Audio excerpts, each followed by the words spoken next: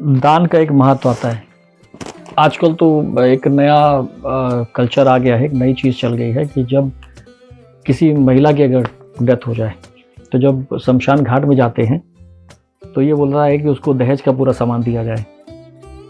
माना ये जाता है कि हमारी जो सुहागिन महिला, अगर उसकी देह शांत होती है, तो फिर उनके साथ सुहागिन का जोड़ा भी, पूरा जो उनका सामान है श्रृंगार का, वो भी दान किया जाता है। ठीक है। परंतु जब ये दान किया जाता है तो ये किसी व्यक्ति को नहीं दिया जाता, ये उसी के साथ ही आगे बढ़ा दिया जाता है।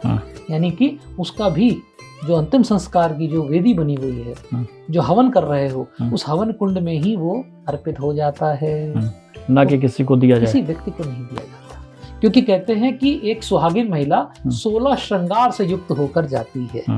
तो यदि कोई महिला है जो 16 श्रृंगार से युक्त नहीं कर पाए आप, क्योंकि ईश्वर ना करे कभी कभी ऐसी महिला है जिसकी मृत्यु आईसीयू में हो गई, वेंटिलेटर पर, अब वो बेचारी को कहाँ 16 श्रृंगार से सजा पा रहे हैं लोग, तो फिर ये सारा सामान साथ में रख देते हैं। वरना तो एक सुहागिनी महिला, क्योंकि सुहागिनी तो हम लोग देसी भाषा में बोलते हैं, सही शब्द है सौभाग्य प्राप्त।